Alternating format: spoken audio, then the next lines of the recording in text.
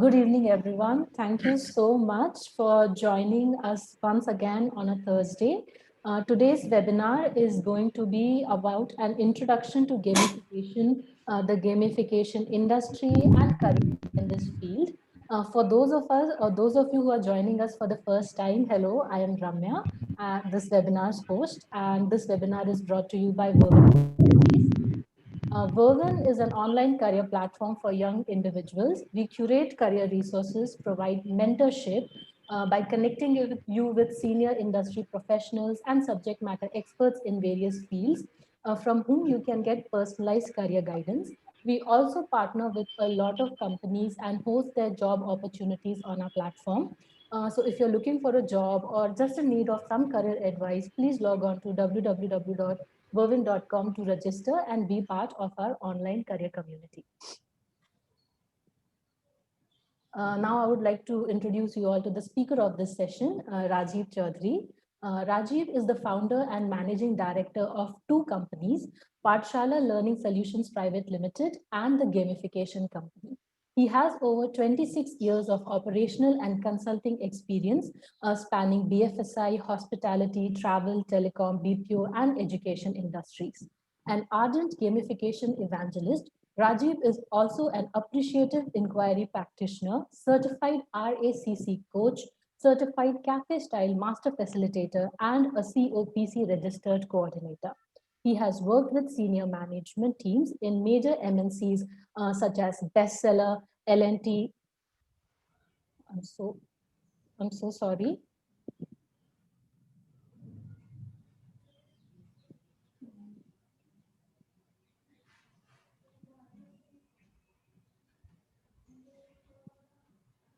Yeah, I'm so sorry about that. I hope you all can still see my screen.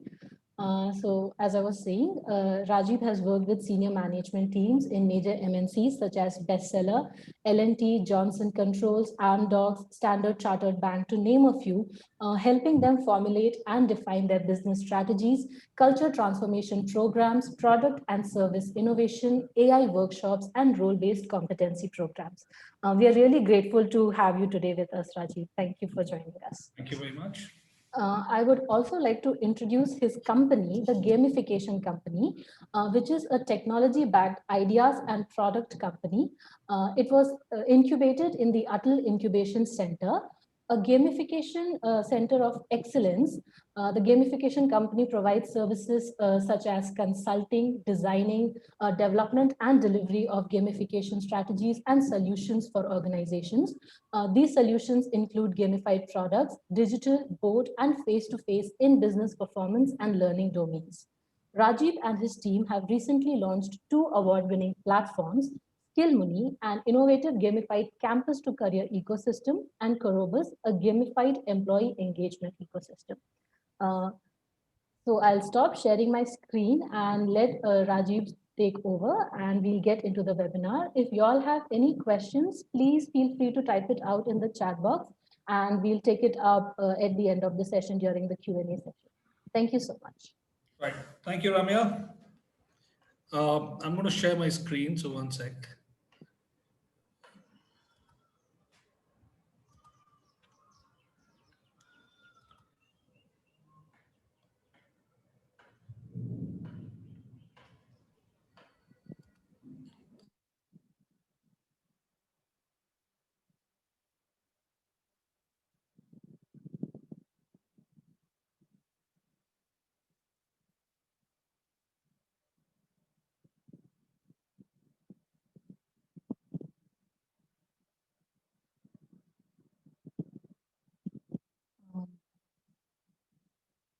Hello, Rajiv. Can you hear me? Sunil? Yeah, Rajiv, we can hear you now. Okay, super. Are you able to see my screen? Yes, I'm able to see your screen.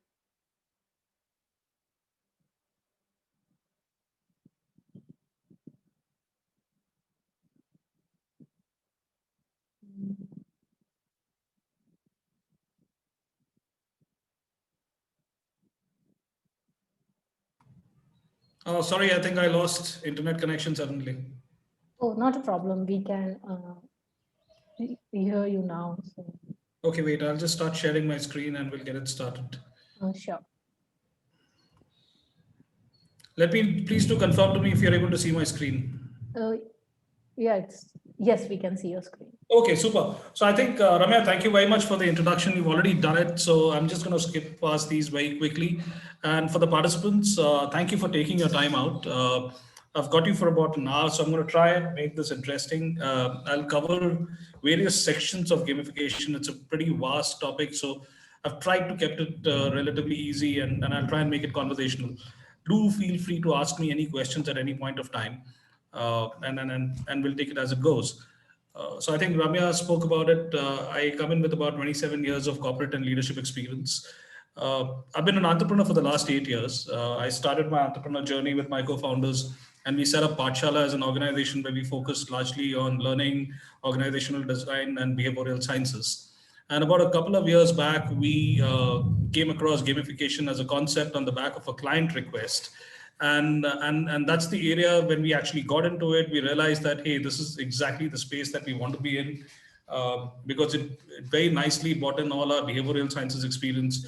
And we were able to see actual transformation happen at an individual level as well as an organization level at the real time.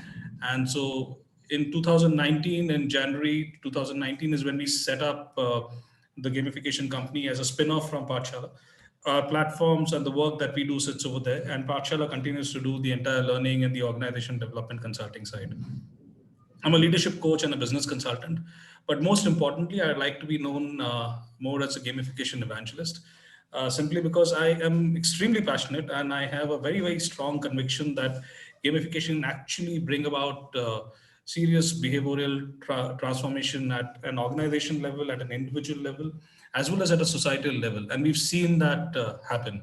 And I'm going to be sharing some of my experiences as I speak and as I take you through gamification, the concepts, the applications, etc. Right? It's a vast topic. If you go onto the internet, you'll see a whole lot of different examples, etc. So what I've tried doing is I've spoken in order to keep it real and firsthand. I've tried keeping it. I've limited it to the kind of implementations that we have done, the projects that we have worked on, so that I'm able to give you absolute firsthand experience of what was the process that we followed when we actually implemented it, designed it, conceptualized it, implemented it, and of course, and then seen the results out of it. Right. We're very, very strongly influenced by the concept of neuroscience of play and the octalysis principles, which was basically coined by a gentleman called Yu-Kai Chou. I'm going to talk about him as we progress. On the back of the work that we were doing in the gamification space, we were invited by Atal Incubation Center to be a part of their cohort, because some of the work that we are doing is actually contributing heavily towards nation building. And that's something that they found very interesting. So they invited us to be a part of the cohort. We are incubated by them. We've done some really interesting work. And in fact, next year, with the help of AIC, we are looking at a launch of a couple of our platforms and our solutions. As an organization, our identity, we are a neuroscience of play and technology backed ideas and products company.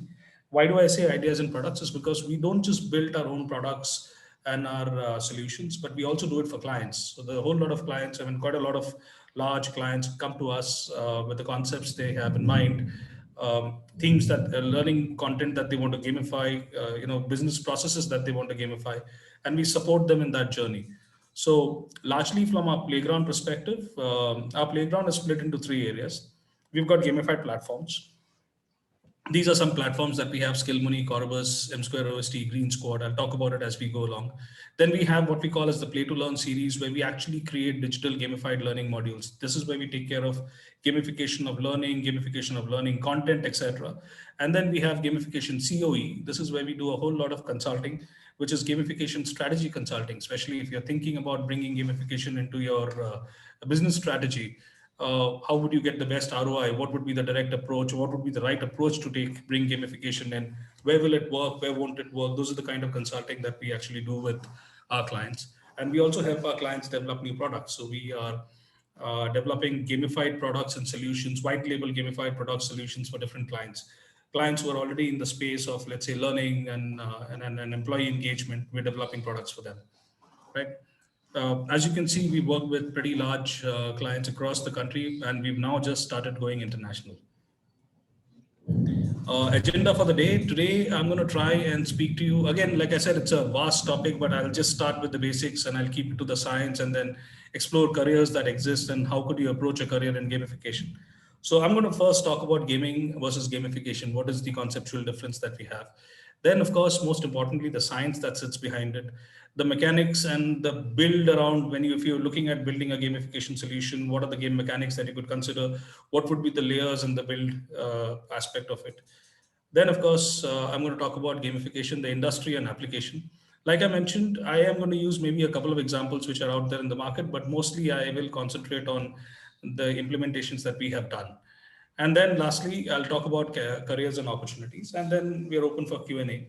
What I'm going to do though is I will stop in the middle, and if you have any questions on that particular specific area that I've covered, I'll be happy to take those questions and then progress ahead, right? So quickly moving on, I know that we have just about 60 minutes. So let's talk about gaming first. Say, the minute I use the word gaming or anybody uses the word gaming, there's a whole lot of pictures that come to your mind, right? You have these bleary-eyed, sleep deprived people who are actually constantly playing a game. You have extreme emotions which you get to hear when your friends, family, children, etc. are playing the game. The entire concept of eat, sleep, game, repeat, a whole lot of different thoughts. So gaming as a word actually stems from, and it takes its precedence from gambling, because that's where it first was coined. That's where the concept came in. In the casinos in Las Vegas is where gaming came in. Though very on a different note, play as a concept has existed since mankind has existed.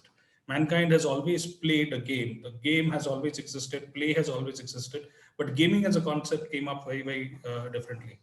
The minute you start thinking gaming, you start thinking electronic medium, you start thinking PUBG, Warcraft, etc. Very, very highly immersive today, interactive and immersive. You have AR, VR, you have mixed reality games, potentially extremely addictive, right? However, this is gaming per se, and it's extremely important. And the reason I'm spending some time talking about here is that generally what we have seen is whenever we are talking to clients who are now thinking about implementing gamification, there is always this very fine line of a confusion. What is gaming and what is gamification? I've had a client who've actually come across and told me, and a very senior person who's actually told me, hey, you know what? I'm a big fan of gamification. And I was thinking, wow, that's really great. I play these games and I've gone through all the levels. And the games that he was talking about was essentially to do with gaming, and it had nothing really to do with gamification. So that became a start point. So this is essentially what gaming is. Let's talk about what gamification is, right? And when we say gamification, we're talking about gamification in the modern workday. How does it drive behavioral transformation and how does it drive engagement? But for us to do that, I think we need to step back and first understand a couple of things. We have to first understand a couple of elements. One, what is the future workforce that's coming into play now and in the future? Second, what is the new normal? Because there is a completely new normal. And incidentally, this is very, very interesting. A lot of new normal is being spoken about because of COVID. Fact of the matter is the new normal was already happening. It's just that what COVID did is COVID hastened or fastened, sped up the entire process of the new normal coming in. But what is it that I'm talking about? So let's talk about it. What is the new normal? The new normal is going to be a whole lot more social distancing. Of course, one aspect of COVID is that there is a lot more focus now on health and safety. It's kind of woken people up because the diseases of today or the infections of today are unique, they're different. This can happen again in different formats. So obviously there's going to be a lot more social distancing. Second, there's going to be a lot more working remotely. As it is, this was a concept that was coming in pretty fast, but now this has hastened it. And more importantly, organizations have realized that working remotely works. It works. It's working fine. There is not so much of productivity loss. There's not so much of efficiency loss. People are able to work together remotely as long as they have the right resources. You have large organizations which have actually given allowances to their employees to ensure that they have the necessary resources, but they need to work from home or work remotely from wherever they are, right? Which obviously means that there's going to be greater technology dependency. Obviously, internet, laptops, mobile devices, there's a lot more greater technology dependency that's coming into play, which which as human beings poses completely different level of challenge. We are human beings, so generally as people we like social interaction, we like talking, we like meeting, and a lot of ownership, accountability, and collaboration is actually driven through those social interactions. Now when that entire interaction is going to be limited, there's going to be a lot more dependency on technology. uh, we all organizations, if you really want a great outcome, it's going to require a greater level of ownership from the people, a greater level of accountability from the people, and a far greater level of collaboration, which means your engagement levels have to be much higher. Now, engagement is typically nothing but a combination of higher levels of ownership, accountability, and collaboration. That's our new normal. So our new normal essentially has to facilitate, or any solution that we have has to facilitate those greater levels of engagement that will drive ownership, accountability, and collaboration and get us those business results, right? Now let's talk about the future workforce. The future workforce is very, very interesting because the future workforce that's coming in, they're all digital natives. Uh, this is the generation, the Gen Z and the millennials who are actually in the workforce today. They're going to be the decision makers tomorrow. They are very, very naturally tuned to technology. In fact, it's getting progressively that much more so because you see children today, they are that much more comfortable with mobile devices, with smart devices than anybody else. In fact, I think the most amazing example to this is today when we are promoting children to learn coding from the age of 5 years and 6 years. I mean, it really can't get any more digital native than that. Second, the generation is extremely socially connected. It's a highly connected generation, whether you're talking about Instagram, Facebook, Twitter, they're very, very socially connected. Third, this is a generation that has varied interests. And there was a very interesting McKinsey research that I was going through, which actually very nicely kind of structured how the different generations have evolved, and right from the baby boomers to the Gen Y to the millennials to the Gen Z, every generation went through a different phases, and you could kind of align something to them. So you had a generation which was very, very ideology focused. Then came a generation which was very material interest, safety focused. Then came a generation which was very travel, very conversation, a very interaction focused or questioning. But the generation now, you can't pin them down to a particular thing, and very rightly so because they have that many more opportunities. So the interest levels actually vary. You see youngsters today with a whole lot of varied interests. They take part in social activities, they take part in sports, they're coming and doing their work, uh, they like to read books. So there's a whole lot of varied interest that we are seeing in the generation today. So this is a very, very interesting concept. Till a generation prior to this, there was a whole lot of discussion that was going on about work-life balance, work-life balance. How do I manage my work-life balance? But the future workforce is not going to talk about work-life balance at all. The future workforce is going to talk about work-life integration. Their decision and their engagement levels are going to depend largely on what is the level of integration that exists between my life and my work. Is my work positively contributing to my life space, and if am I able to bring my life space into my work, and is there a complete harmony there? And that is what the future workforce is going to be. So if you consider the new normal and the future workforce, this is where gamification comes in. Gamification essentially is nothing but it's a very, very it's a very exact science. It is the use of neuroscience of play. It is the use of game mechanics and immersive visualization techniques in a non-game context to solve real world problems, build engagement, and behavioral transformation. Now, you see, there is a very distinct difference between gaming and gamification. Gaming is essentially aligned towards fun, and that's where it stops. It's about engaging, it's about fun. Gamification, however, is a completely different concept. It talks about, it uses fun, and fun can never be discounted. It uses the concept of neuroscience of play, and it actually works on game based mechanics and visualization to actually solve problems and build engagement at a very core belief level. And it's only when you build engagement at a very core belief level can you bring about behavioral transformation. And this behavioral transformation is going to be extremely important from whether you look at it from a business perspective or you look at it from a societal perspective, right? Let's talk about the neuroscience of play per se, and why am I emphasizing so much on neuroscience of play. But before I do that, I think there's one very, very popular misconception that exists. The first one that I spoke about was the confusion between gaming and gamification. The second one is generally, whenever you say gamification, it is perceived that, hey, you know what, let's put points, badges, leaderboards, and rewards, and you've got gamification. And it's absolutely not that. You're not even scratching the surface. Because points, badges, leaderboards, and rewards have existed for donkey's years, if you think about it. And it's always been there. It's now become business as usual. It's only a layering, it's a packaging. But that is not what gamification is. Gamification is an absolute exact science. And let me talk about the concept of neuroscience of play that sits at the core or the heart of gamification, if I can say that. So, what is that neuroscience of play?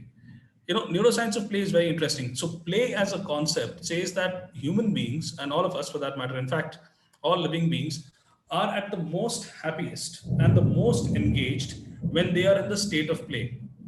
If you think about it yourself, when are you the most engaged, when are you the most relaxed, and when are you learning the maximum? That is when your brain is at a complete state of relaxation, and your brain is always in a complete state of relaxation when you're really in a state of play, when you're playing, when you're really enjoying what you're doing, right? So what neuroscience of play says is that it takes the conscious brain. The conscious brain could be resistant, it could be fatigued, it could be disengaged. It is very largely problem focused. And it could be because of a variety of reasons. It could be fatigue because I'm tired, and it's because the targets are difficult, etc. It could be disengaged for a variety of reasons because I don't believe in what I'm doing. I don't believe in the outcome. I don't believe in the process. I don't believe in the people. It could be resistant because I have certain preconceived notions in my head of what is going to work. Hence, for me, change is difficult. Now, why is change management such an important topic? Is because the change management has to take the conscious brain, which has taken a certain position, and bring about a conceptual change. And a conceptual change could be peripheral, it could be complete. And I'm actually going to talk about this later as well when I go into the space of learning. But that's how the conscious brain operates. So what neuroscience of play does is that it takes the conscious brain, and by implementing game elements, when I say game elements, when you're taking it into a state of play, you could be by taking it into a state of play, it takes the subconscious brain and it brings about engagement. So you don't think about, let's take an example of a salesman who every Monday morning starts thinking about, here's a target that I need to achieve. And after a certain point of time, by constantly thinking about a target that he or she needs to achieve, what the brain starts doing is it starts giving a limbic brain response. The limbic brain is the small portion of the brain that sits at the back of the head, right? And that's where the threat response comes in. Threat is not when somebody is actually holding a gun to your head, right? Threat is a response when I'm feeling threatened about something, when I'm feeling uncomfortable about something. That's where the threat response comes in. And when the threat response comes in, it directly impacts the front portion of the brain, which sits here, which is on the forehead, which is known as the prefrontal cortex. Now, prefrontal cortex is very interesting. That is where all your knowledge retention is sitting. Knowledge retention, acceptance of knowledge. Guys, sorry about this. I have some major thundering happening outside. But right. So with the limbic brain open, it opens up like this. The prefrontal cortex is closed. Hence, knowledge retention is not happening. Knowledge acceptance is not happening. And what is also happening is all the knowledge that sits within me is not coming out. I'll give you a very simple, typical example, which all of you would be able to identify with. Let's take a scenario, and I'm sure every one of us has been involved in a scenario, whether we've done it ourselves or we've been a part of it, right? When we've actually had the feedback session with somebody and we've landed up giving a slightly difficult or maybe a harsh feedback to someone. Let's take a classroom scenario. The teacher comes in and gives a very, very harsh feedback to a student. So what's happening to the student? The student at that point of time has gone into a limbic brain state.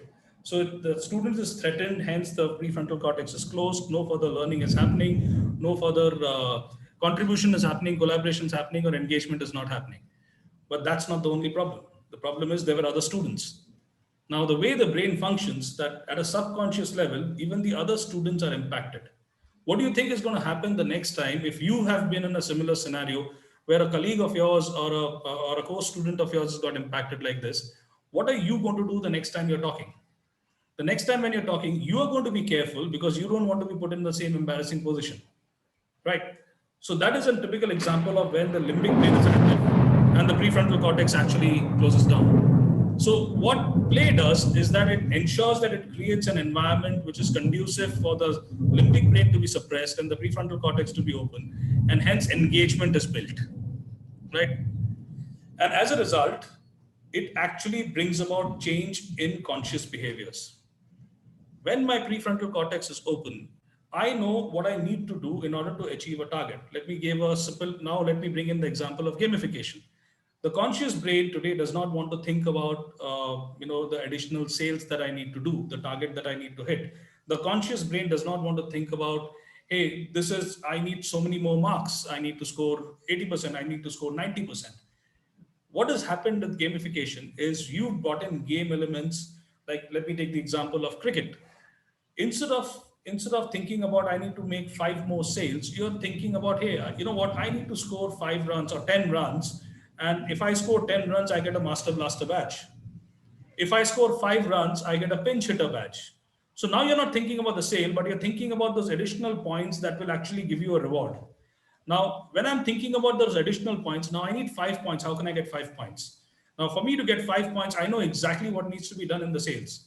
But if I were to think about the sale as a direct KPI, I'm getting a limbic brain response. Similarly, if you think about it from a student perspective, the minute you tell the student, boss, you need to move from a 95%, a 90% to a 95%, or 80% to an 85%, you start thinking, okay, I need to do so much of studies. How am I going to do? This is what I'm not good at. But let's say you gamify that experience and you say that, you're just about 5 points away from a master bowler, or let's say you're 5 points away from getting a specific badge or a particular reward. And you know what you need to do to get those 5 points. You will start playing on your strengths, right? This not just applies in terms of achievement, but it also applies when it comes to optimizing your own potential. Now, let me give you another specific example. A very, very common practice, whether we do it in the corporate space or we do it in the education space, or we tend to do it in our personal space, is the concept of comparisons. You take somebody who's possibly lounging at the bottom or in the middle, and you compare that person to the person who's sitting absolutely at the top, right? Let's say the person who's lounging at the bottom is scoring at about is operating at about a 10, and the person who's sitting at the top is operating at about 100. And you tell the guy at the 10 that, look, if somebody can do 100, so can you. I mean, fact of the matter is, if this guy could have done a 10, he would have already been there. Now, what gamification does is it helps him explore by using neuroscience of play that can the 10 move to a 15 instead of stopping the brain at a 10 itself, because when the brain stops at a 10 itself, after that, in terms of actions, it will only go lower and lower than 10. What it does is it helps him think about, can I take it to a 15? The minute I take it to a 15, I'm getting a positive reinforcement. Can I then take it to a 20? That is where entire gamification or neuroscience of play comes into picture. What it does is it helps in self-optimization. It brings in solution focus, it brings in collaboration, it brings in ownership, it brings in a lot more accountability. And that's how important that's why neuroscience of play is absolutely at the core or the crux of gamification as a principle, right? And through our deployment, what we have actually, and we've really seen real tangible outcomes in gamification. You actually see sustained behavioral transformation, you see individual performance enhancement, you see organization performance enhancement, and you see societal transformation. And we have seen this through the multiple deployments that we've done over the last 2 years. We've seen sustained behavioral changes. We've seen some absolutely amazing transformation when it came to at individual performance level. We've seen people who were actually performing at a very poor level move their performance consistently and in a sustained way and go to the top and stay there.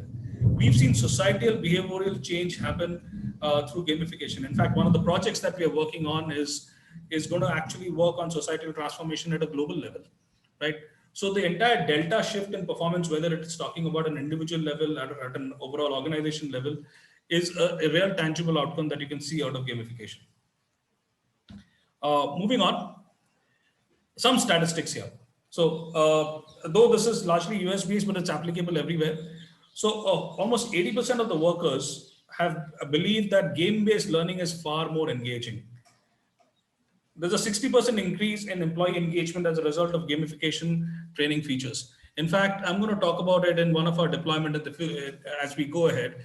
We've actually seen a 90% jump in engagement and a 60% jump in direct revenues within a 15-day period of implementation of gamification during this COVID period, right? There is a lot more improved productivity that has happened in gamification training features. And of course, business transformation programs, actually 50% of them fail because the employee engagement is not managed. And that's where gamification comes in a very, very big way, right? Sorry, I'm going to talk about the core game mechanics, but before I go there, I'm happy to take any questions that you have about the science that sits behind. Anybody? Hey folks, you can please type out your questions in the chat box if you have any. We do have one question, Rajiv, from Vidya Shankar. So he's asking, what is the role of an instructional designer in this space? Right, right. So, very, very interesting question and a very pertinent question. The instructional designer is actually at the start point of any gamification design. So let's talk about whether we are talking about a process gamification or more importantly, when we are talking about a learning gamification. It's the instructional designer who actually brings in the thought process. He brings in the behavioral elements into the entire overall design. And on the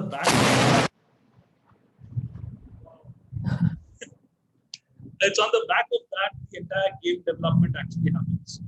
So the instructional designer is a very, very important role in the entire development of a gamified solution. Great. Thank you for answering that. We have another question from Manjula. She's asking that when we are trying to gamify a program, are there defined steps that we need to follow? Yes, most definitely. I think I'm going to talk about it in the future as well in the slides ahead. But let me answer this question.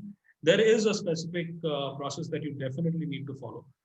First things first, for any gamified solution, you need to spend time in the design stage of the gamification solution or the solution that you're looking at. And that will include the entire research aspect to it. It will include the ideation aspect to it. It will include the entire behavioral sciences. It will include how do you bring in the neuroscience of play or the Octalysis principles. I'm talking about how we do it. We bring in the Octalysis principles. We bring in the instructional design. We spend a lot of time in the design stage. Once the design stage is complete, and most importantly, the most important element is you must very clearly, right at the beginning itself, articulate what is the outcome that you're seeking. That's the most important element. You define the outcome that you're seeking. Second, on the back of the outcome, you also decide how are you going to address the belief level of your intended audience. Because if you want a transformation to happen, transformation can happen only if the belief level is impacted. So you think about how you're going to impact the belief level of the intended audience. And then third is when you actually start going into the process. Is okay, this is what is the medium of gamification that I'm going to use? What is the format of gamification that I'm going to use? What is going to be my gamification approach? Is it going to be a digital approach? Is it going to be an offline approach, etc.? Right. Thank you for answering in such detail. Hi, Joshua. Do you have a question right now for Rajiv? Okay. Let me, shall I carry on ahead? Yeah, Rajiv, you can carry on ahead. And if there are any more questions, we can take it up after the second time.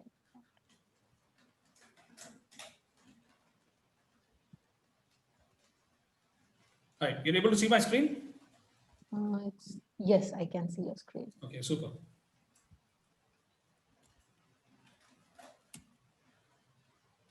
Okay, it's frozen for some reason. One second.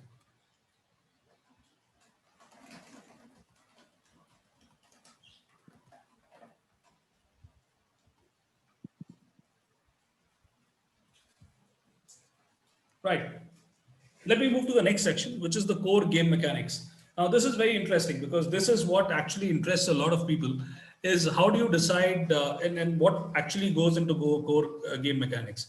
So core game mechanics actually involves the theme of the game by itself, the different levels that you're going to have in the game, what is going to be your points, badges, leaderboard configuration, and rewards configuration, and more importantly, what is the format or what is the type of visualization and characterization that you're going to use when you're looking at gamification per se. But what's very important is for you to be able to decide this, you need to consider something called the human focused design or the Octalysis principles. Right? This actually sits at the core of any design work that you do. You've used the foundation of neuroscience of play to as your start point, and at the next level, you bring in what we call as what is known as the Octalysis principles. Octalysis as a concept was coined by a gentleman by the name of Yu Kai Chow. I would actually request all of you here to take some time out. You can go onto YouTube, you can search for Yu Kai Chow, and he's got about a 30-minute video on the Octalysis drivers. It's absolutely brilliant. In fact, for us, neuroscience of play and Octalysis form the crux of anything and everything that we do in gamification. Whether it's a digital solution or it's an offline solution, we do not move without using either the Octalysis driver, neuroscience of play and the Octalysis drivers. It's a very interesting concept. To very simplify it, as human beings, we have basically two emotions that we are constantly working on. It's either in the pursuance of pleasure or the avoidance of pain. We are either pursuing pleasure or we want to avoid pain in our life. And everything that we do in our life can be actually, bucketed under these 8 core drivers. Core drivers like epic meaning, empowerment of creativity and feedback, accomplishment, ownership, social influence, unpredictability, avoidance, scarcity. These are core drivers. If you think about it, anything that you do in life actually can get bucketed under these core drivers. Let's take epic meaning, for example. Epic meaning is when I do something in which I'm not going to get a direct benefit, but I am actually able to do, I'm doing something which is going to have an outcome which is greater than myself as an individual. So, for example, taking part in social activities. A typical example of one of the deployments that we did is in the platform, we actually had epic meaning already designed into the platform.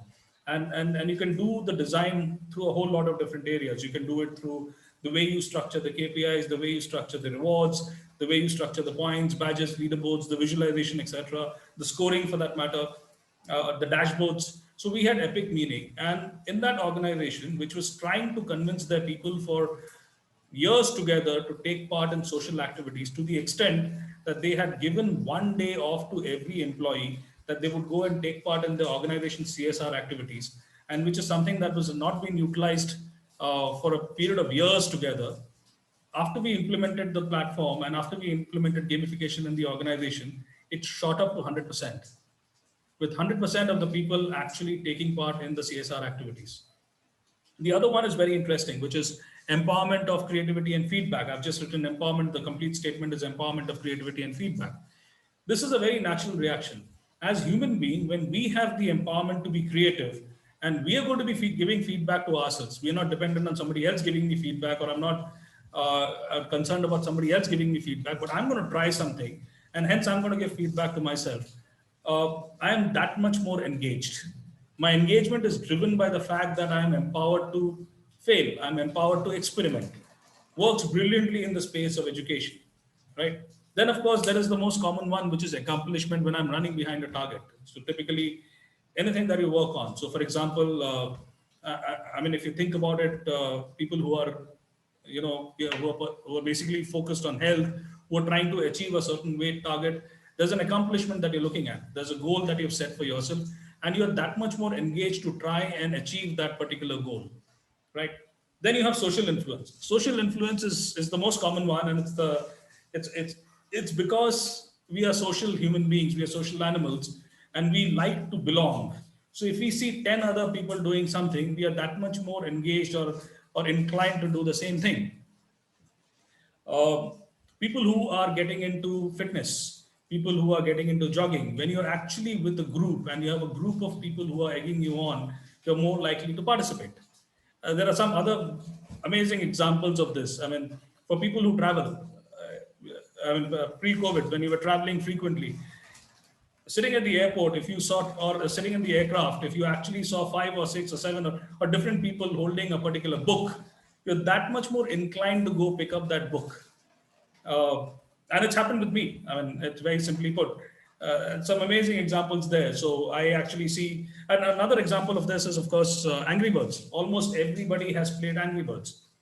What value did it add to you? Not really, not much. But everyone else was playing Angry Birds. Hence, I also went ahead and played Angry Birds. Right? Almost everybody has read Harry Potter. Whether you liked fiction, magic or not, you went ahead and read Harry Potter because everyone was reading Harry Potter. So you also got engaged into reading Harry Potter. Then there is a level called ownership. There's one of the core drivers called ownership. This is a very interesting driver. Ownership is ownership of the level that I have reached. So I have reached a particular level. So let's say I've reached the top level. I'm at the top. I am that much more engaged now to ensure that I will try and remain at the top. Or let's for a minute take the top aside and let's say that I have reached a particular level and I think that I'm pretty satisfied at this particular level. Let's say I'm at a different stage of life and I say that, okay, I'm at a stage of life where I'm not going to run behind money, I'm not going to run behind success, but I'm very comfortable doing what I'm doing. I'm going to continue doing my passion, following my passion. Sure, but you will do whatever it takes to ensure that your standard of living does not come down from where you are. You will do whatever it takes to maintain that same standard of living. So that's called the ownership of a level. Then you have unpredictability. Unpredictability is a core driver on the back of which the entire gambling industry is based. In anticipation of a great outcome, I will put my best foot forward. Right? I don't know what the outcome is going to be, but I think and I hope that the outcome is going to be great. So I will be that much more engaged. The most amazing example of this is for guys who know the era before the Olas and the Ubers. And before the Olas and the Ubers, we were dependent on the Kali Pili, the taxis, right? And 8 out of 10 times, you would have a bad experience. The guy would either jip you, or he would cheat you, or the guy would behave rudely. You just had to have gotten up from the right side of the bed to have a good experience with the Kali Pili. But the same Kali Pili guy, when he started driving the Ola and the Uber, is the same guy who suddenly opens the door for you, helps you get the bag in, wishes you the time of the day, wishes you when you're exiting the car, and is in a completely different behavior, is on time, is not overcharging you. And a lot of this is happening. Why? Because he expects a rating from you, a rating that is going to determine what his outcome is. Now, he doesn't know what rating you're going to give. Are you going to give him a 5? Are you going to give him a 4? Are you going to give him a 3? But he is on his best behavior, hoping that you will give him a 5. That's unpredictability, right? Then there is the next one, which is the limited edition, which is called scarcity. Scarcity is a very, very interesting driver. Uh, and you keep using this example every time I speak about it, but I tend to get stuck a lot of times. Is for all of us in this particular forum, or any of us in this particular forum, who own a limited edition of something. Okay, think about it. Why do you own that limited edition? And the most amazing example of scarcity is been perfected by the automobile industry. When they release a limited edition of a particular car, it is exactly the same engine under the hood. There is no difference in the engine. The only thing that has changed is there is maybe the piping on the seats have changed, the colors of the dashboard has changed, and there's a nice little limited edition tag which is at the back of the car. Now, because it is limited edition, the human psyche is such that when you're told that, hey, there are only few of these available, you want it that much more. And that holds true in gamification, that holds true in engagement. When somebody knows that there are only some of maybe 2 or 3 badges available, and I need to arrive at my destination within this much point of time, whoever gets in first is going to get it. I'm going to try that much more to achieve that target, right? So that's the scarcity part of it. Then, of course, there is the avoidance. Avoidance is the another core driver that drives everything that we do in life, right? Avoidance of pain. So that I don't get stuck, so that I can avoid pain, I will try and do my best. I mean, there are a lot of games that have got created. If you actually look at Yukai Chao's video, he talks about a specific example of a game that uses avoidance as a core driver in the game. But let's talk about avoidance as a core driver by itself. And let me take a absolutely real life example. Think about the traffic signals which have the cameras on the top. Now the traffic signal is red. All the other roads are empty. There is nobody on site. There is no cop on site, but you're still waiting at the traffic signal because it is red, because there is a camera on the top. You have no clue whether that camera is working or not working. But because you want to avoid the pain surrounding getting a challan, getting a ticket, etc., you're on your best behaviors. So that's avoidance. So if you think about it, you take all our life processes, all of them can be bucketed under these core 8 drivers. What Octalysis does is it takes these core 8 drivers and it brings it into gamification. And you can do it through one of them, you can do it through multiple of them, or you could actually use all of them, depending on what is the format of gamification solution that you're releasing. So let's say if you're using gamification of content, then you could possibly use one or two of them. But when you release a platform, for example, the platform that we release, which is in gamification of employee engagement and organization performance, in various stages and at various parts of the overall platform and the gameplay, we've used all the core drivers. Like I said, it can be used in terms of the way you've structured your game elements, KPIs, leaderboards, dashboards. So there is a complete science behind it. I think one of the questions that was asked is, are there certain steps that we need to keep in mind when we think about a gamification? This is a very, very important step.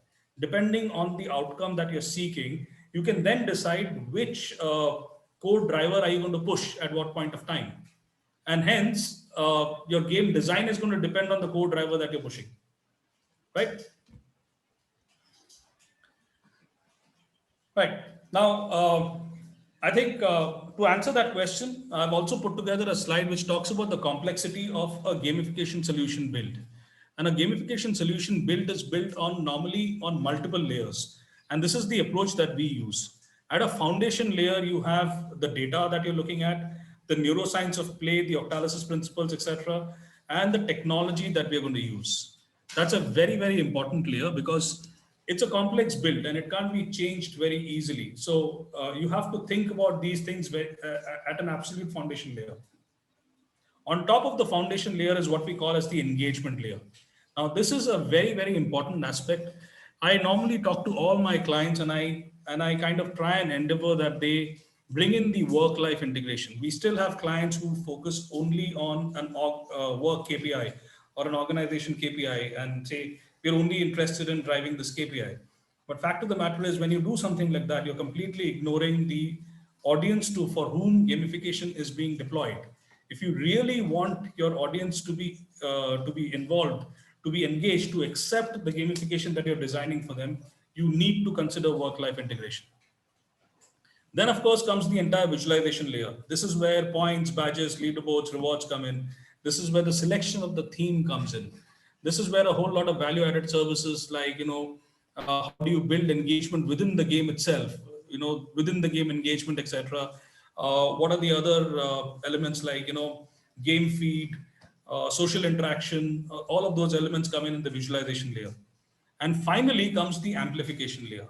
This is where analytics come in and the business outcomes come in. Extremely important for you because the analytics will keep driving your game strategy through the game. You can't just roll out the game and say that, okay, fine, we've arrived and this is it. Over a period of time, the analytics will actually keep telling you that you need to make strategic changes to the game to keep it fresh. Think about gamification as a double-edged sword. It can make a huge transformation to you, but at the same time, if it is not deployed correctly, it can actually completely break your overall business strategy, right? And like any sword, it constantly needs to be sharpened. So which means that you have to keep enhancing it as you go along. Right. I'm cognizant of the time, so I'm going to move ahead quickly. Right, now quickly talking about the industry. The industry, the gamification market in 2018 had a global value of about $6.8 billion. It is expected to reach $40 billion by 2024. With COVID in play, I'm expecting a little bit of a slowdown. However, it does not stop the growth because it's directly impacting behavioral transformation, organization transformation. It's taking into consideration the new norms, etc. The corporate sector worldwide is going to be the biggest buyer of game-based learning solutions with almost a CAGR of 54% between 2018 to 2023. And it's actually moving faster than it was expected at that point of time. And these are the areas that we are working in. We are working in the amplification of organization and individual outcomes. We are working in the area of amplification of core business processes, sustained engagement of amplification learning outcomes, which is the entire content gamification side. And last but most important for us is going to be we're working on the entire nation building and behavioral transformation at a societal level. We're releasing a platform next year, which is on that particular space in India, but we're also looking at releasing something at a global level, working with United Nations on the area of sustainable environment, which is an extremely important and critical area for all of us today. Right. Typically, these are the areas that we are working in. This is not limited to the areas where or the industries where gamification is being used. We are working with gamification in education and BFSI, in core engineering and IT. And this is a very interesting one. More than IT, it's actually the core engineering. In a conventional brick and mortar organization, we've actually implemented gamification, retail and hospitality. In tobacco industry, where gamification is being used to build customer engagement, given the fact that there are so many regulations that sit around promotion of tobacco, and of course the government.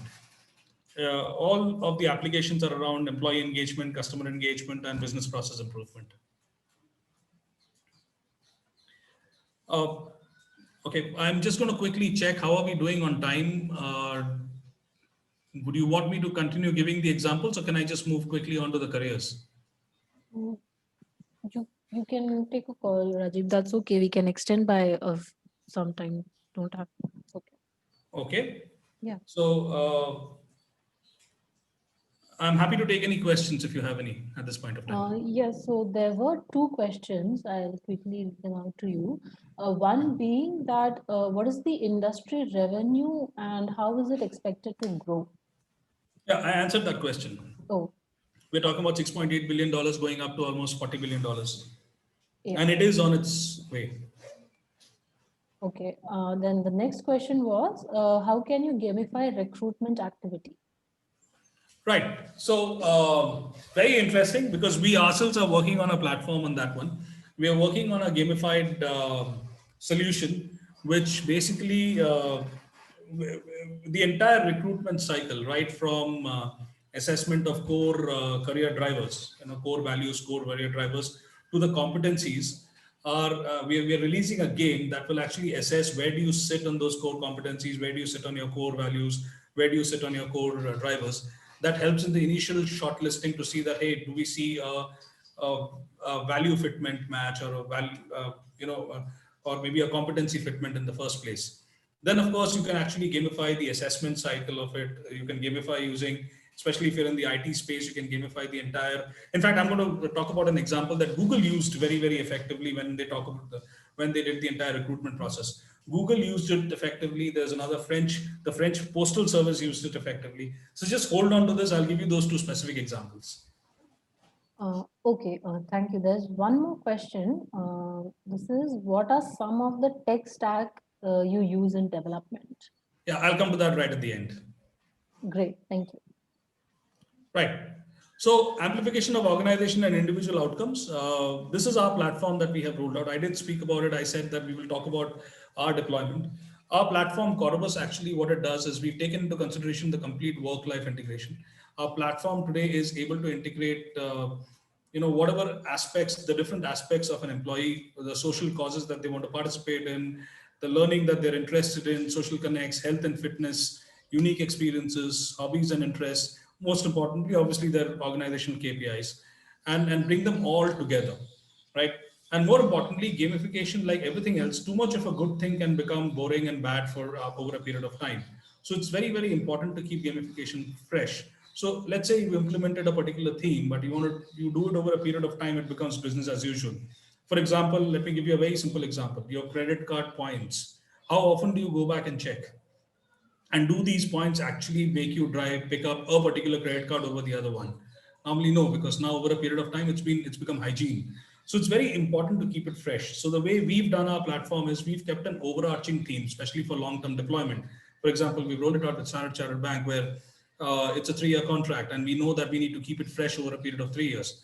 So we have an overarching Olympic theme that is supported by a whole lot of sub-themes, mini game themes like F1, cricket, war, Marco Polo, Oh, and then as the client wants, we develop many more themes. These are then backed by a whole lot of immersive points, badges, leaderboards, dashboards, rewards, etc. But most importantly is the entire reporting mechanism. For any gamification to be successful, the integrity of the data that goes in is possibly the most important element. Otherwise, the confidence in gamification is going to go away. And why is that important? Because gamification gives rise to a lot of emotional reaction. I put in my best, and because I'm putting in my best, I'd like it to be fair, and hence I must have complete confidence that the data that is being shown, the position that I'm sitting in, or the position that someone else is sitting in, is fair. So that's why the data becomes extremely important. So our data standards are on the back of COBC from an integrity perspective. There's a whole lot of enterprise reporting and NLP-based analytics that is powering the game. It is constantly nudging people on how to improve their performance without being, what can I say, without being invasive about it. It's happening at a very subliminal level. The platform is constantly evaluating as my performance goes up, goes down, and on the back of that, content is being pushed to me to start improving my performance. And of course, the entire the deployment or the distribution is happening on an app, on desktops, on laptops, tabs, as well as on TV screens. We've done some very interesting deployment on this one. This is a small little quick video to give you an idea of how the app looks like for us. We've done a whole lot of different deployments. We worked in very complex organizations like L&T, which is an engineering giant in the construction space. They implemented gamification for the first time in a conventional brick and mortar industry to enhance productivity and cost optimization. This project has been so successful that we've written a white paper on this, which has been submitted to Michigan State University uh, as a case study.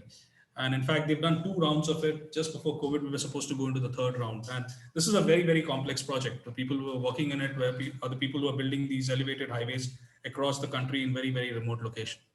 On the video on the left, you'll see that at no point of time we are talking about any KPIs. These are all game elements. So you're constantly looking at game elements. You're seeing how your position is going up, coming down. You're seeing how's your overall performance as compared to everybody else.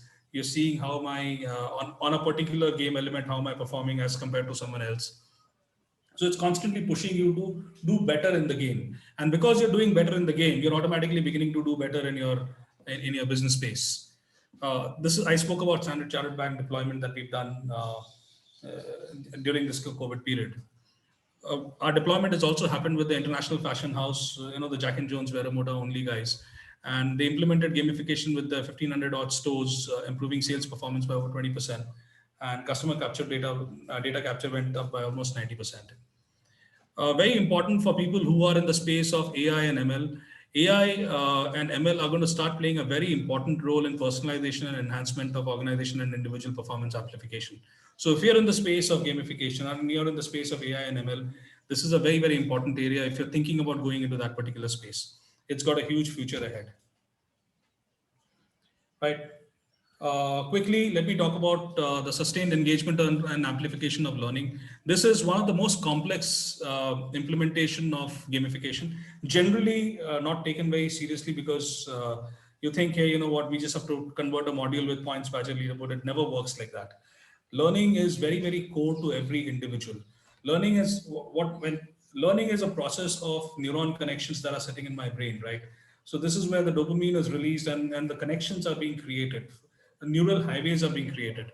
Now, I already have certain existing neural highways which exist. Now, with learning, or when I'm actually training somebody and I'm giving a new knowledge to somebody, what I'm trying to do is I'm trying to bring about either a complete conceptual change or a peripheral conceptual change. The complete conceptual change talks about the old highway gets destroyed and a completely new highway gets built. The peripheral conceptual change talks about the old highway exists, but I have now created a new bypass, which is a faster method to going. Now, for that to happen, my impact must always happen at a very core belief level. And generally, in the space of learning, learning gets impacted by a lack of sustained interest, resistance to new concept because old concepts are very deeply embedded concepts, or the concept itself is very difficult to understand, right? So the way we worked around it with it is, I'll just put this video on. So this is a project that we delivered for an organization in the Middle East. And the concept that we were working on is the concept of urban waste management. And and this is where we are teaching not just the school children, but also the community, which is teachers and parents, etc., on the elements of reduce, reuse, recycle, waste management, etc. And we've done that through a complete gamified. It's a complete game which focuses on urban waste management. It has to be engaging and fun. The storyboard has to be very, very immersive, and the visualization around that has to be really interesting for them, and it has to be real. So if you'll notice that typically in the top one, when we are talking about reduce, reuse, and recycle, at that point of time, we've tried replicating what a typical room is going to look like for a child, and what are those elements that you would tend to overlook, but you shouldn't overlook. So those are the ones that are coming in. And this is where instructional design is going to play a very important role. Most importantly, for any sustained engagement and amplification of learning, addressing the belief level is very, very important. This is where Octavis's principles play an even bigger role, right? Progressively, people who are in the space of AR, VR, MR, we've got a brilliant future here, because AR, VR, and MR is going to play a very important role in gamified learning amplification. Right, amplification of core business processes. I'll go fast. And somebody was talking about recruitment and new hire retention. So this is a use case on new hire retention, which is where the French postal service was facing a challenge. People would take up a job as a postman, but quit very quickly because they couldn't handle the life. So they actually introduced a game where before joining the candidates could actually play a game to experience the life of a postman. And they actually saw the dropout rates and then decide whether to apply or not apply. They saw the dropout rates fall from 25% to 8%. Hiring the right talent. Google used it brilliantly. Google used the famous Billboard mathematical riddle. They did this way back in 2004, where they invited people to solve a series of equations, thinking correctly. And obviously people who had the motivation to solve it and go right till the end. It made the entire process interesting, so it made the process engaging. At the same time, it also helped Google filter. Similarly, we are working on a platform which will actually help organizations identify the values that the candidate actually brings onto the table, the core competencies that the typical core competencies that the candidate brings onto the table, and also the technical competencies. The platform that we are building is very largely configurable, so that we've made it industry agnostic, right? We're working on a very, very interesting space also when it comes to core business processes. We're starting to work on something called the productization of IT delivery. It's a highly complex business process, whereby using gamification, what we are trying to do is help organizations optimize, enhance, and replicate best practices in IT delivery. So automatically improving their zero defect, enhancing their go-to-market, improving collaboration, etc. Right. In amplification of core business processes, 3D visualization and VR are very strong emerging trends. We've started working on a project in this particular space, but these are definitely coming into play, especially in core business processes. Nation building and societal impact. We have a couple of platforms that we've rolled out. Skillmoney, you spoke about, I think Ramya mentioned it earlier, I spoke about it. And secondly, we're coming out with another game, which is a viral game called the Green Squad, which is a gamified sustainable environment marketplace. And actually this is going to drive behaviors which will promote the sustainable environment space. We've taken almost 6 of the 17 sustainable development goals of the United Nations into this entire game by itself. It's a game, it's an ecosystem, it's a marketplace. And it's designed to bring about transformation, and it's actually completely demographic agnostic. So it can go across any countries, any region, any age groups. What is very important, this is very, very important, that not all gamification is digital. Gamification is a science. That's very, very important. So that's another big difference between gaming and gamification. Gamification, not 100% of gamification is digital. If you think about gamification as a science, you will see that you can implement gamification principles in non-digital activities as well. We've done that. In fact, as a part of our process, what we're doing is we're taking the ancient Indian games and we are reintroducing them with a whole lot of different corporate and learning concepts. The first one that we've done, we call it Setu. is, I mean, this looks like the conventional snakes and ladder. I don't know how many of you guys actually know that snakes and ladder was originally known as Mokshpath, invented by Swami Gyandev in the 14th century to teach students in his Gurukul about the concepts of values and ethics, etc. So we've taken that, we brought in Maslow's theory, we brought in the karma cycle, and then we've introduced that as a concept. It's a coffee table game which is now available on Amazon. Um, it can be played in families, it can be played between friends, it can be played in organizations, it can be played as a learning tool, etc. Right. Similarly, we've done for a client of ours, which is bestsellers, when they wanted to do a program for their sales team, and they wanted them to understand the concept of strategy, planning, execution, and profitability. And we organized a car rally for them, and we gamified the entire learning experience. It was a 2-day experience where in-class activity was only 1 hour, and everything else, the learning happened through a gamified experience. Right. Now I come to the last part of it, which is careers and gamification. Now this is a very, very interesting one for all of us who are all of us who are looking at careers and making serious careers in the space of gamification. I think it's very, very important. I've tried to break it into a quadrant which takes into consideration the 4 important pillars which are very important in gamification, which is behavioral sciences complexity, data sciences complexity, design complexity, and technology complexity, right? So you will see that, and the grids that I've given is from a medium complexity to a high complexity, because it doesn't matter anymore. There is no space for a low complexity work left anymore, right? So gaming sits in the extremely high design complexity and extremely high technology complexity.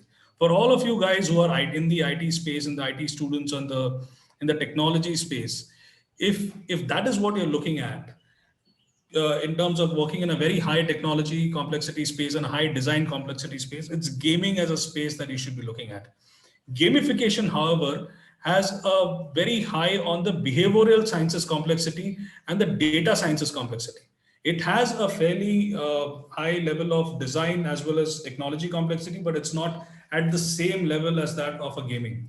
So typically examples, gaming would be stuff like World Warcraft, PUBG, Asphalt. And if you think about these games, and these are the typical AR, VR games, in fact, VR games and MR games, the technology dependency and the design complexity is exceptionally high. And it's needed to be high because only then engagement in those games are built, where the business is the game in itself. The revenue is in the game in itself. Gamification, however, solves a different purpose. Gamification is a medium that you use in order to achieve a particular outcome, so which then obviously does not require that level of design complexity or technology complexity. But the knowledge around behavioral sciences is extremely important. You'll not be able to do a successful gamification solution if you do not concentrate on the behavioral science complexity and the data science complexity, because data is going to drive a lot of your gamification strategy. So typically Corobus, Bunchball, one of the best gamification platforms in the world, sits there. Green Squad is sitting there. All the content gamification sits in this particular space. Now, depending on the careers that you're looking at, if you look at the careers, and of course, sorry, before I go there, you have the Dream 11, which has now been launched, which kind of straddles in the middle. It's doing a whole lot of behavioral aspect as well, but it's also taking a lot more of the gaming aspect as well. So it's a very interesting space. That sits somewhere in the middle. Now you look at this area of complexity, and then depending on the line of work that you're in, you can decide where you actually want to work on.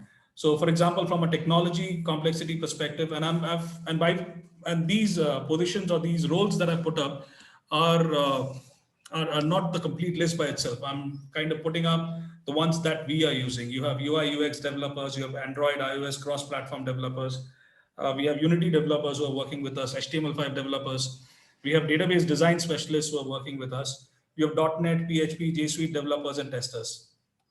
Then on the other side, when I talk about the data sciences, we have data scientists, AI and ML specialists. We're talking about data analysts, reporting and MI specialists who actually play a very important role in the data sciences part of it from a gamification perspective. Then from a design complexity, you have interaction design specialists, you have visualization specialists, you have UI and UX designers. And if you are any of these roles, depending on the kind of space that you want to work on, you will then decide whether you want to work in the gaming zone or you want to work in the gamification zone, right? Sorry. Then, of course, in the behavioral sciences space, you have the behavioral scientists, ideation specialists, instructional design specialists, content writers, developers, storyboarders, and script writers. So these are the people who, and by the way, they are important even in the gaming side of it. But they play a far greater and a far more important role when it comes into the gamification side of it, right? And then you have the generalist roles. If you are in the space of business development, it's important for you that you have a pretty good understanding of technology as well as a good understanding of behavioral sciences. Otherwise, from experience, I can tell you it becomes very, very difficult to sell gamification if you do not understand behavioral sciences and the technology that supports it, right? However, if you're going to be in the consulting side of it, in the strategy consulting side of it, you have to have a very, very high understanding of both the behavioral sciences side of it and the data sciences side of it, because then you can actually consult with organizations to tell them as to how to get the best ROI from a gamification strategy, or which is the best approach that you should take from when it comes to gamification. Then you have the project management side of it, where you really need to have a very good understanding of the technology play as well as the design complexity, because these are the two ones which are going to be very critical for you when it comes to project delivery, right? And then you have the solution design, where I think it's extremely important for you to have a good understanding of data sciences as well as design complexity, so that you're able to then start thinking about solution design. So typically from a career perspective, this is how, I mean, I've tried to make it simple. And like I said, this is not by far the complete list of different roles that can sit in this arena, but this is how I see the entire space fitting in, or this is what we look for when we hire people within our organization, right? I think one of the questions that had come up is what are the technology stacks? So I'm not a hardcore technology person, but typically when we talk about app-based games, we are working largely on the Unity front. From iOS and Android perspective, cross-platform is what we're using. Platform perspective, on the backend, we've got MySQL. We're working with PHP in the front end. So those are the kind of technology stacks that we work with. More detailed information on the technology stacks, feel free to write to me, and I can actually put you in touch with Carl, who's my co-founder and who's also the CTO of the organization. He can definitely help you out. Right. So that's it from my end. I think I've overshot, but I'm happy still to answer any questions you may have. Yes, thank you so much. We do have two more questions. One question is that as a fresh grad, which would be the right direction to start a career? I guess they're asking like what technology or what field to start in so that they can make a career in gamification. Sorry, I missed that question a little bit. Yeah, so as a fresh grad like right out of college, which would be the right direction to start a career in gamification? Right. Fresh grad would mean what are you graduating from? Are you on the technology side? Are you on the HR side? Are you on the business side? It will largely depend on that. The technology side. Okay. What would be a good start point on gamification per se on the technology side? So, like if you go back to that slide that I had created, depends on where your interest actually lies. If you want to work on the backend side of technology, then or you want to work on of gamification, or you want to actually work on the front end side of gamification technology. So if you want to work on the app side, then I think it will be a very good it will be a very good thing for you to get a very good knowledge on the cross-platform, specifically on stuff like Ionic and React, etc. But if it is app game design and from the app perspective, then Unity is an area that you should definitely work upon. Right. The last question that we have is like, are there any areas that you believe that cannot be gamified? Yeah, I know. I saw that question. I can give you an extremely biased answer, Anila. I personally believe that there is every problem that we can deal with gamification. Obviously, it has to be used in the right space, in the right manner.